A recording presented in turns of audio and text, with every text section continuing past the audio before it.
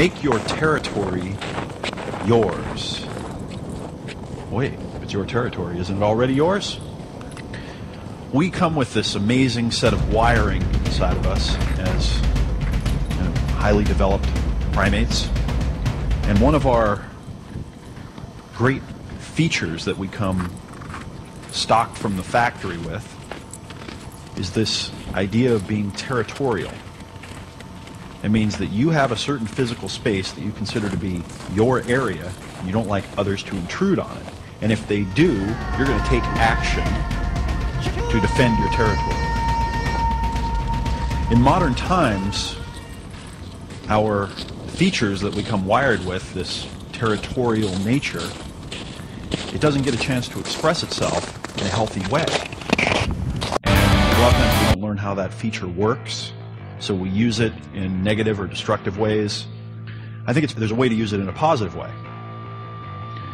So let's say that you've got an apartment. Instead of thinking, oh, I just got another apartment and there are a bunch of other people that live in this apartment building and so I don't really own this and whatever. Get that out of your mind and say, okay, this is my territory. How can I put my mark on my territory? How can I make it uniquely mine? How can I make it a place that whenever I'm out and I get busy and things start happening to me and I'm getting pressure and anxiety coming from the outside toward me, and I would like to go retreat and stop and reflect, that I want to go there. It's like my home base. And as soon as I walk through the door, I just feel like the rejuvenation process is starting because I love it. How could you do that? If someone comes to your place and starts doing anything that's unacceptable to you, try this. Say, you know what, stop for a sec. I think it would be better if you go. You might say, what? What are you talking about? You say, you know what, I don't like it when that kind of thing happens inside of my space. Why don't you go right now? We'll pick this up another time.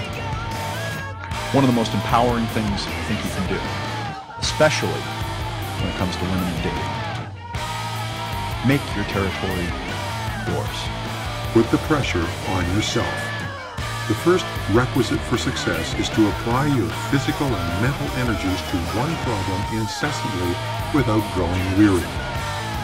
The world is full of people who are waiting for someone to come along and motivate them to be the kind of people they wish they could be. The problem is that no one is coming to the rescue. If they don't take charge of their lives and put the pressure on themselves, they can end up waiting forever. Only about 2% of people can work entirely without supervision.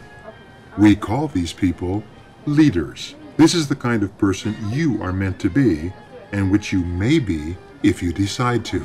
Eliminate destructive or negative habits and replace them with positive, useful ones. And I like to, maybe think of a habit like a river. And the more water runs through that place in the river, the more it carves into the place where that river is, until you have things like the Grand Canyon.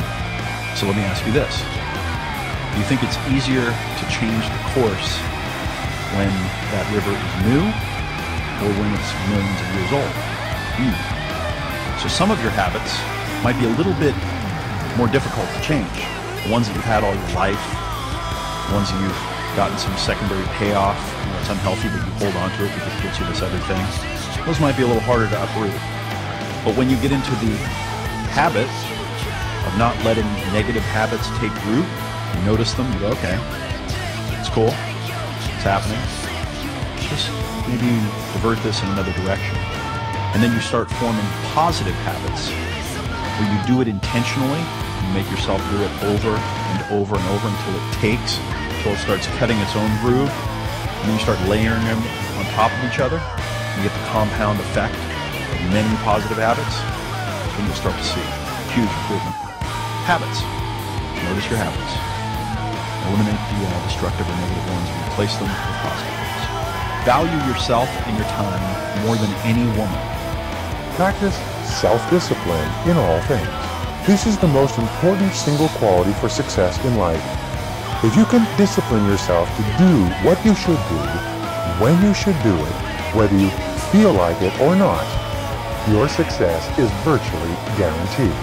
The key to becoming a self-made millionaire is long-time perspective combined with an ability to delay gratification in the short term. Value yourself and your time more than any woman.